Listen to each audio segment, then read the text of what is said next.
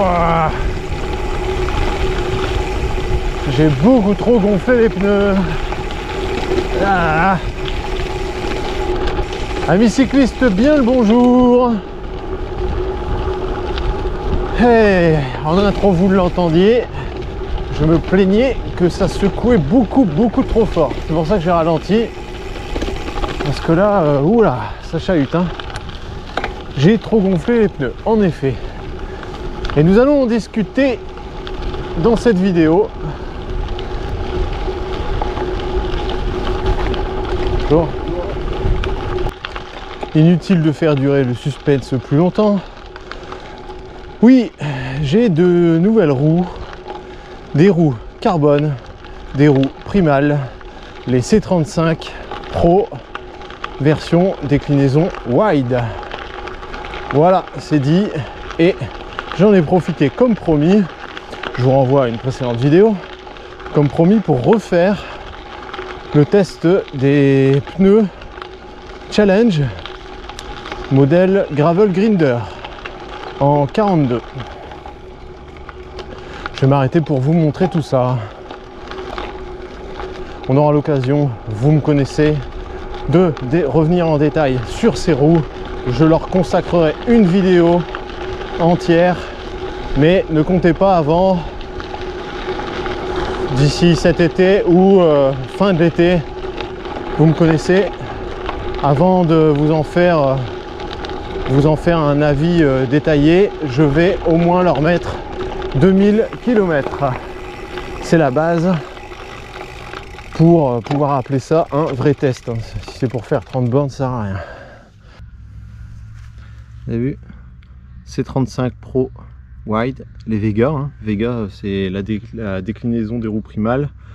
Vega pour Gravel, la gamme Gravel, et les Challenge Gravel Grinder 700 par 42. Et donc j'ai annoncé en début de vidéo, vous voyez sur le Grax, ça a une belle tronche quand même, moi j'aime beaucoup.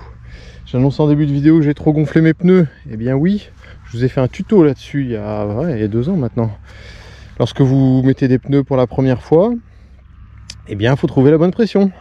Et trouver la bonne pression, ça se fait pas comme ça en claquant des doigts. Donc j'ai fait une seule sortie hier pour tester. J'avais mis 30 PSI avant et arrière. Je trouvais ça très bien, mais on en reparlera après. Plus loin dans la vidéo, j'ai prévu un sujet là-dessus. L'étanchéité ne se fait pas tout à fait immédiatement.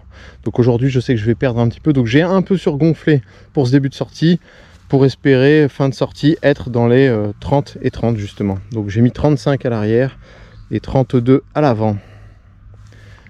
Allez, les chemins blancs m'attendent. Ah, je m'en doutais, mais je suis en train de cuire. Par où on va aller tout droit. On va prendre celui de droite. J'ai enlevé les gants, je vais avoir mal aux mains, mais c'est pas grave. C'est trop chaud là.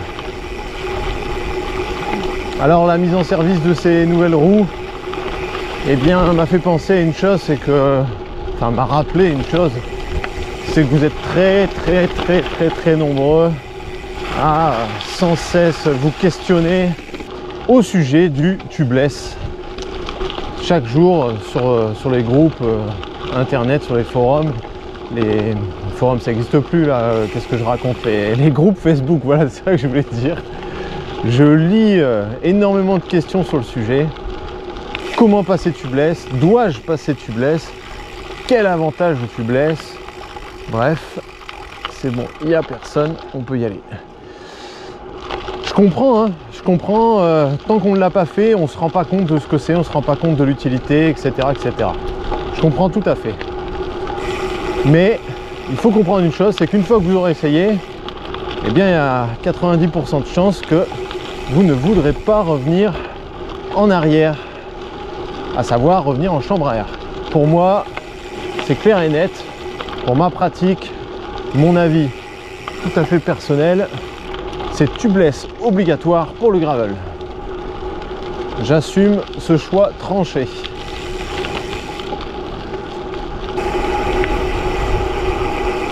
Alors j'attire votre attention sur le fait que si vous vous lancez dans votre tout premier montage tubeless, je vous recommande d'être ultra motivé.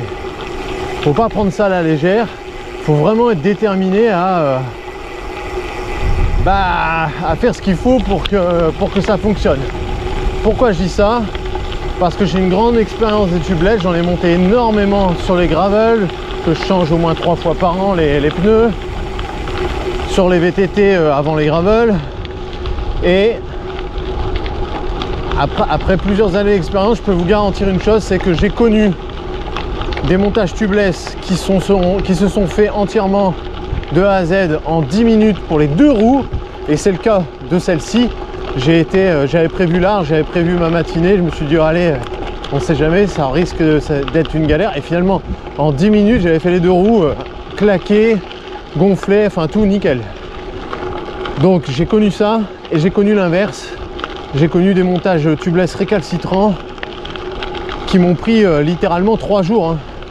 3 jours, hein, je vous jure, hein, à passer des heures et des heures dans le garage pendant 3 jours. Hein. Donc, c'est un peu vous et votre chance. C'est un peu...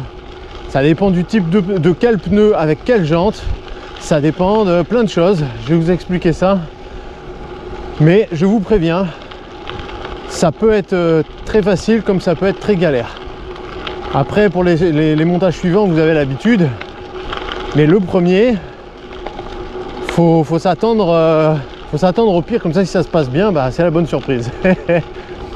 Alors le matériel, avant tout, il vous faut évidemment une jante compatible pour le tubeless, c'est la base.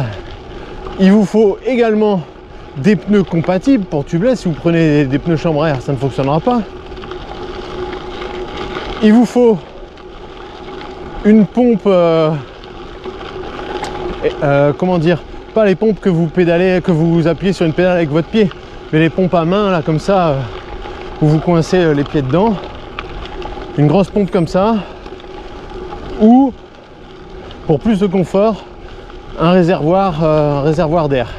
Le principe du réservoir d'air, enfin j'explique depuis le départ parce que sinon là je suis déjà en train de m'éparpiller là. Je suis déjà en train de vous embrouiller, j'en suis sûr.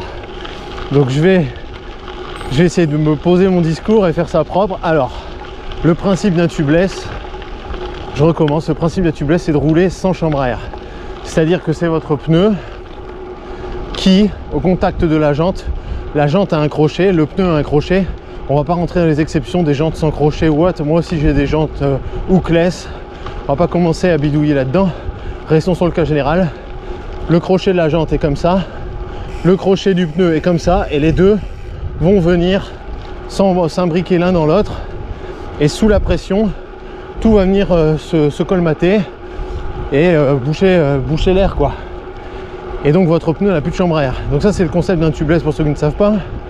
Mais on appelle ça faire monter le pneu sur la jante. Pour que le pneu vienne s'accrocher sur la jante, le crochet, il faut envoyer un débit d'air instantané, très rapide. Si vous montez tout doucement en pression, voilà, il y a peu de chances que ça fonctionne. Ça, moi, ça a déjà fonctionné, hein, mais c'est l'exception. Alors, le concept d'un... Donc, il faut faire ça avec un compresseur qui a la patate. Si vous n'avez pas ça, on vend maintenant, moi j'ai trouvé ça à 40-45 balles, je crois, il y a un an sur Alltrix. On vend des réservoirs d'air. C'est-à-dire que vous branchez votre pompe sur le réservoir, c'est une petite bouteille. Vous ne pompez pas l'air dans votre pneu, mais vous pompez l'air, vous l'envoyez dans une bouteille, dans un réservoir. Une fois que ce réservoir est à la bonne pression, vous débranchez votre pompe ou pas, peu importe. Vous branchez le réservoir, il y a un tuyau aussi sur le réservoir, à votre valve, à votre jante. Vous ouvrez le robinet et d'un coup, tout l'air du réservoir, les 3-4 bars dans le réservoir, vont partir instantanément, en une seconde, dans le... Doucement. Doucement. Encore un chien, ça faisait longtemps. J'ai ralenti hein, cette fois, j'ai senti le coup venir. Et là, les 4 ou 5 bars que vous avez mis dans le réservoir vont partir instantanément dans le pneu. Et là vous allez claquer le tubeless très facilement. J'ai longtemps fait sans le réservoir, donc si vous n'avez pas le réservoir, eh bien il faut pomper, mais pomper frénétiquement comme un débile, mais à fond, pour essayer de pomper le plus vite possible. Ça peut fonctionner, je vous le dis, moi j'ai déjà réussi. J'ai déjà réussi, pendant 2 ans j'ai fait comme ça. Et ça fonctionnait.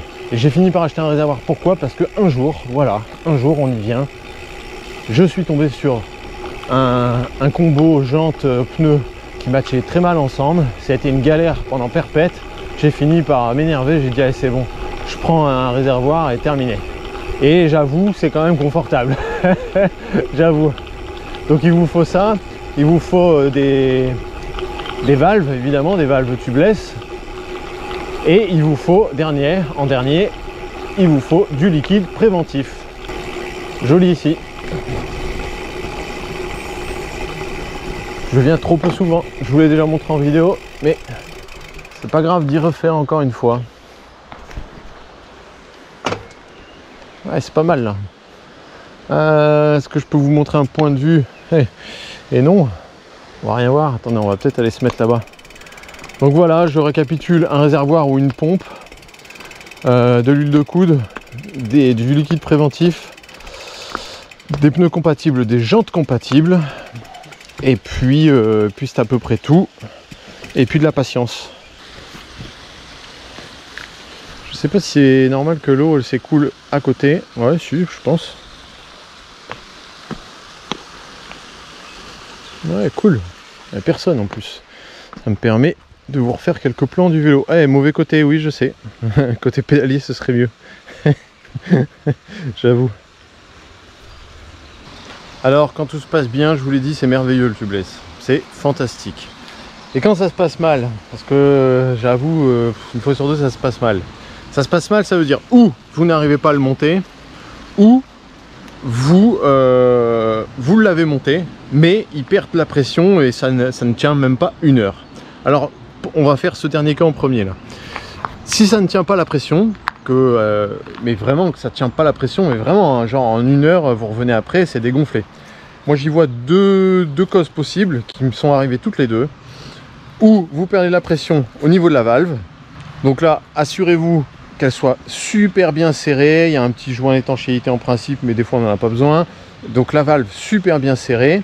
L'obus super bien serré aussi. Enfin, super bien serré, allez pas le casser dedans, hein, mais il faut que l'obus soit bien serré. Moi, ça m'est arrivé en VTT, une sortie dans la neige à, allez, j'exagère, pas 15 bornes, 10 bornes de la maison. Et l'obus était dévissé et je suis rentré à pied. Ça remonte, hein, c'était au moins il y a 3 ans, bien avant YouTube. Ouais, peut-être même il y a 4 ans. Donc l'obus et la valve. Si vous avez un doute, vous immergez un petit peu dans une bassine, une rivière ou n'importe quoi, ce que vous avez sous la main là dans le quartier, ou même dans votre baignoire, hein, vous immergez le fond, juste le fond de la roue, et vous allez voir, ça va buller au niveau de la valve. Bon, en général, ça se résout assez bien les problèmes de la valve. Si c'est pas la valve, eh bien c'est simple, c'est votre fond de jante. Si ça perd la pression régulièrement et que vous n'arrivez pas à les garder claqués, c'est votre fond de jante. Le fond de jante, combien de fois ça m'est arrivé? C'est une galère, même s'il est bien posé lorsque vous achetez les roues, à force de monter, démonter, monter, démonter des pneus, parce que vous avez crevé, parce que vous les changez pour l'hiver comme moi, ou parce que ils sont usés, vous changez de pneus, eh bien on ne se rend pas compte, mais en y mettant un petit coup de démonte pneu, des fois on accroche le fond de jante, et le fond de jante il est parti. Et s'il y a une micro fuite au niveau du fond de jante, vous pourrez pomper ce que vous voudrez, déjà vous n'arriverez pas à les claquer si vraiment il y a un gros trou, une grosse fuite d'air, ou vous allez claquer et puis vous n'allez pas tenir la sortie, ça va se dégonfler, ou même dans le garage ce sera déjà dégonflé.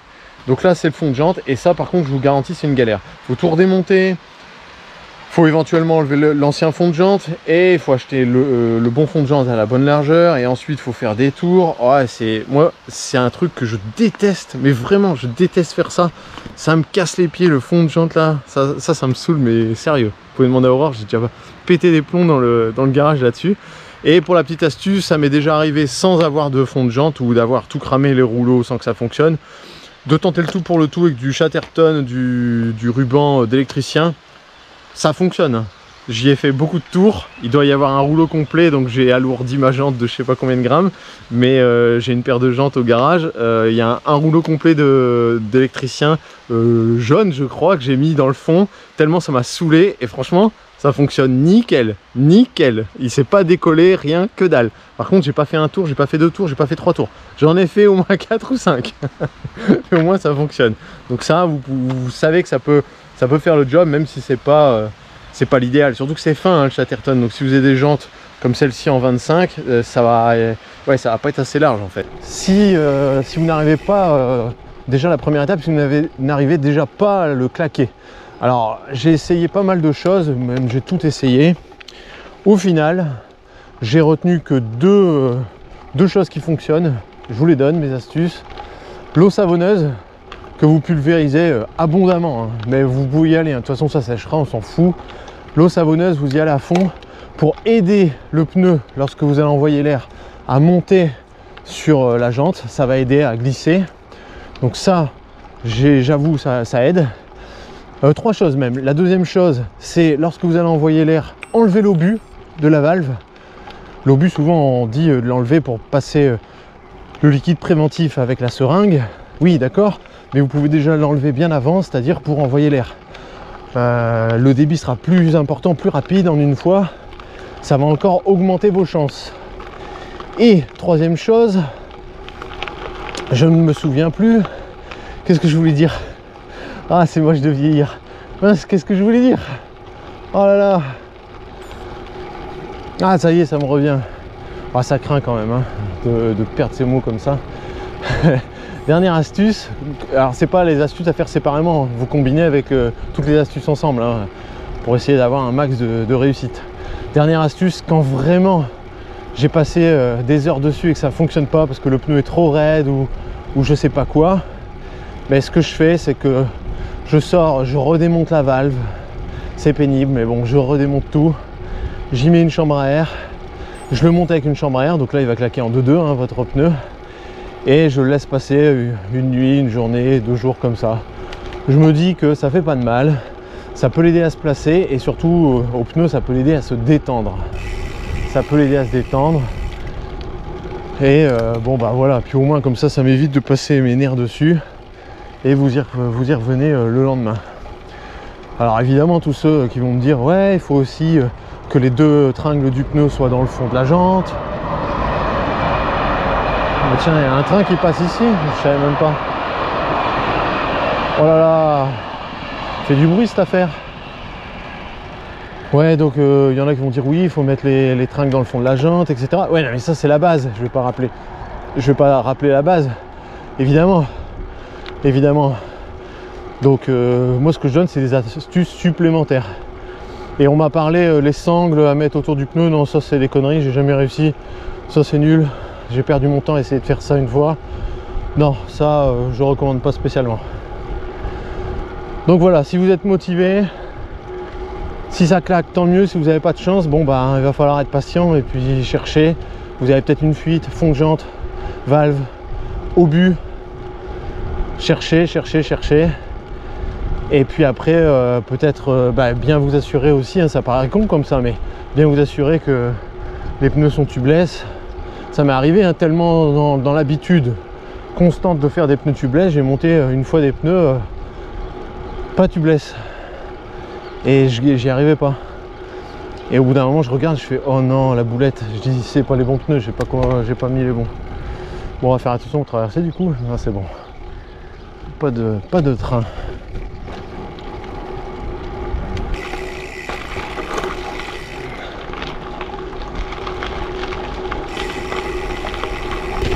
Alors petite précision, puisqu'on était en train de parler des pannes qui pouvaient vous arriver là-dessus, des pannes entre guillemets, c'est pas vraiment des pannes, mais les embûches au montage tubeless, eh bien on va en citer une, on va en voir une ensemble, qui est un faux problème en fait. Les gens se plaignent en disant mon pneu est poreux. La porosité du pneu, pour moi, ça n'est pas un problème. Enfin, c'est un problème sur le coup, mais qui se règle très vite grâce au liquide préventif. C'est à ça que ça sert. Donc, j'ai vu sur Facebook des gens qui postent des photos en disant mon pneu est poreux, regardez, il transpire le préventif, je viens de le monter. Ben, en réalité, il faut pas s'affoler. Il faut éventuellement, si vraiment ça a beaucoup perdu, remettre du préventif. Hop. Eh bien, Aurore n'aurait pas tenté ce passage. D'ailleurs, elle ne l'a pas tenté. Dans une vidéo, je l'ai filmé, elle est passée à pied. Je disais, oui, la porosité du pneu, eh bien, ça va se régler au fur et à mesure, ça. Il n'y a pas de panique. Alors moi, personnellement, c'est un problème que j'ai jamais rencontré. Ouais, enfin, j'ai jamais rencontré. Je n'ai jamais vu un de mes pneus transpirer littéralement blanc, le liquide sur les flancs du pneu. Pas du tout. Disons que j'ai peut-être eu des pneus poreux, mais on s'en rend pas compte. C'est juste que vous faites un montage à blanc, effectivement il ne tient pas la pression, en 1 heure il est dégonflé, et c'est peut-être ça en fait. Ce que vous faites, vous mettez le préventif et après, effectivement, bah, il tient la pression. Et donc je viens d'évoquer un point important que je n'avais pas encore précisé, c'est que je fais systématiquement un montage à blanc, c'est-à-dire sans liquide préventif. Je monte les pneus, je claque le tubeless et je fais comme si tout était terminé pour voir si le montage tient la route sans mettre le liquide. Très important ça. Et si tout se passe bien, eh bien je redégonfle tout, je démonte l'obus et seulement après, à ce moment-là, j'injecte une seringue de 60 ml de liquide préventif par la valve. C'est pas l'idéal par la valve parce qu'au bout d'un an ou deux ça finit par se boucher, mais je préfère ça plutôt que le passer par le pneu parce que j'ai déjà vu des gars verser directement dans le pneu. C'est ce qui en théorie est meilleur pour les valves, je suis d'accord. Seulement derrière ils n'ont pas réussi à claquer le pneu parce qu'ils sont tombés sur une galère et vous vous retrouvez avec un pneu pas claqué, un montage que vous ne pouvez pas faire ou un fond de jante qu'il faut refaire, mais vous avez un pneu rempli de préventif et là vous en foutez partout et vous êtes dégoûté parce que vous avez gâché votre préventif. Donc non, moi je préfère le claquer, je le dégonfle délicatement pour ne pas faire l'inverse de le claquer, pour ne pas le redémonter le pneu en fait. J'enlève l'obus et le pneu est toujours claqué, les tringles sont toujours dans les crochets, il n'y a aucun souci. Si vous faites ça, l'opération pas comme une brute, votre pneu restera claqué même en étant dégonflé. Et comme ça, bah, vous n'avez pas à le reclaquer une deuxième fois. C'est pratique. Je vous conseille de faire ça, hein. Toujours faire le montage comme ça à sec sans liquide. Hein.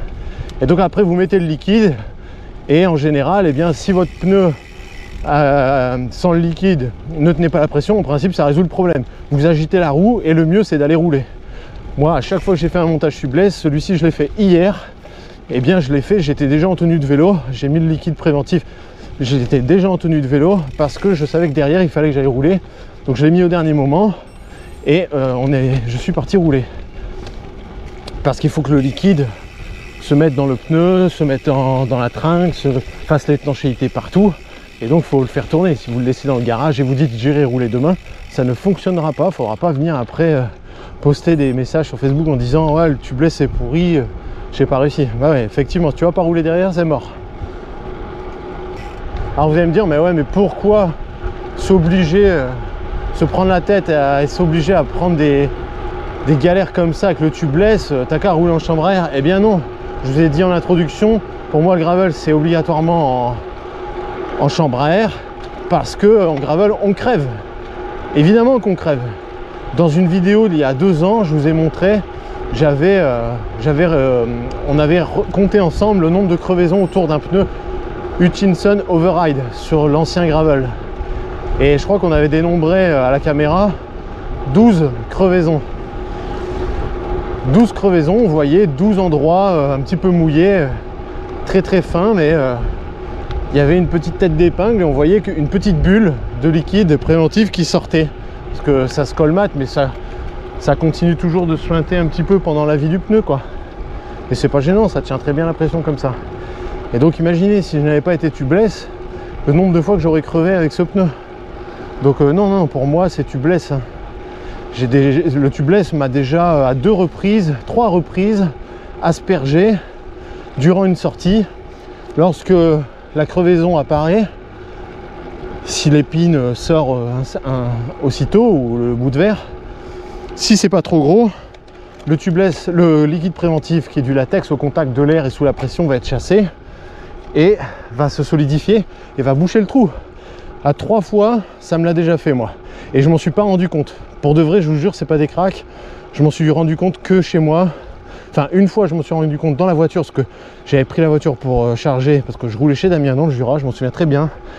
Et en remettant le vélo dans la voiture, je le manipule et je dis, mais qu'est-ce que c'est tout ce bazar là derrière le vélo?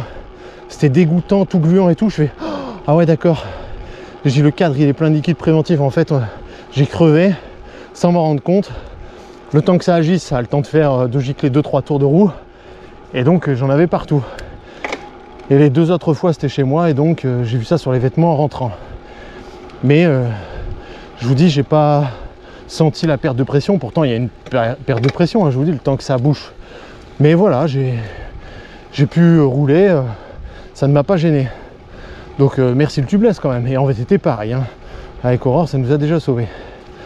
En route, vous avez posé la question, donc je vous le dis, en route, je suis chambre à air. Si je crevais régulièrement en route, ok, j'aurais peut-être réfléchi à passer tubeless. Mais c'est pas le cas.